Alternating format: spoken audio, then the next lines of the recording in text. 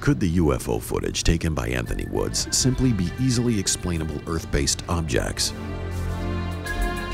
Or rather, is he compiling irrefutable proof of alien existence? Law enforcement officer and detective in England was so intrigued by the footage, he volunteered his time to take a closer look. Find out what he thought as this Paranormal TV Truth Be Told segment continues.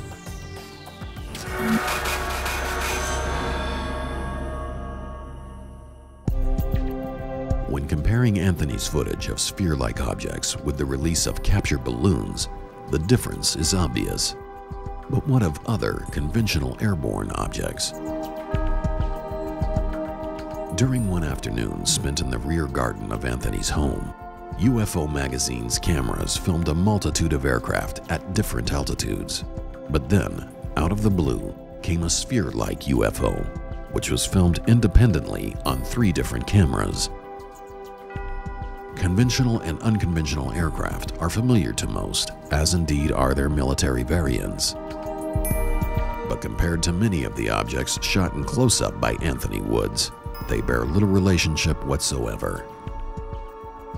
One man intrigued by Anthony's UFO fleet footage is Gary Heseltine, a serving detective constable with the British Transport Police and the founder of Police Reporting UFO Sightings, or PRUFOS as it is more commonly known.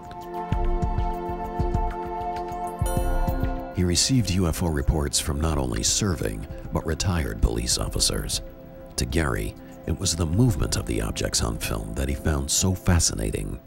The material supplied to me consisted of over 4 hours worth of clip material, which is a huge number of UFO sequences to review. Many were out of sequence in terms of date and whatever. What I set about doing was cataloguing in a chronological order, much in the same way that I would do it for a video exhibit for court, is coming up with basically a review package that starts chronologically with the first event and ends with the last event. And what I found was that over a 3.5-year period, there were in excess of over 50 days, separate days, when UFO or anomalous footage was recorded.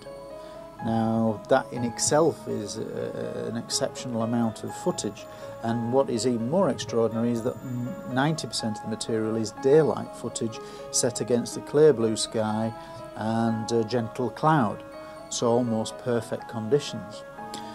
One of the other things that I found was that not only was there 50 separate days, in excess of 50 separate days, on many of the days in particular there were multiple sequences.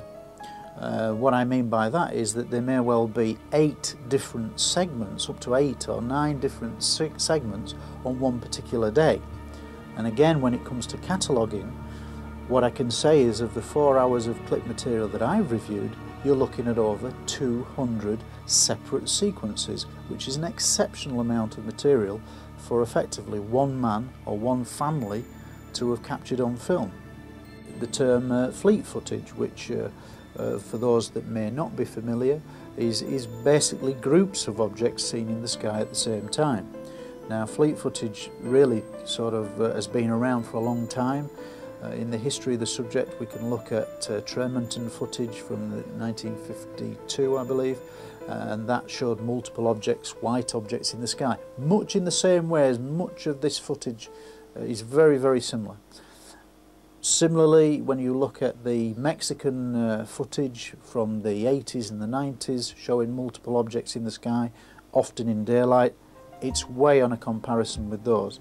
And what particularly interested me from a lay point of view is that when you examine the fleet footage in close detail, as I've been fortunate to do, you can see that the objects move in a variety of ways, are constantly changing positions, but more importantly, do not act anything like balloons because they go against the wind.